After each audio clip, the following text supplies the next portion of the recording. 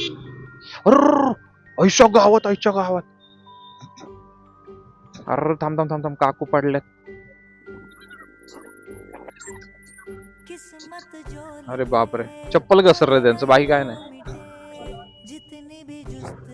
लय बेकार यार, चप्पल घसरलं काकूचं, बाकी काय नाही. बघितलं ना, तर खरंच लेडीज तुम्ही आहे ना गाडीवरती बसताना तर थोडस व्यवस्थित बसा. काही नव्हतं तिथं, त्यांची गाडी ना कशा खड्ड्यात आदळली किंवा काय नाही, प्लेन रस्ता होता, प्लेन रस्त्यावरून त्यांचा पाय सटकून आणि साडी पण स्लिप झाली, ते बसल्या होत्या तिथून पण स्लिप झाल्या त्या सीटवरून आणि मग पडलेत. थोडंफार सावध राहा, हे खास कर जेंट्स लोकांसाठी पण आहे.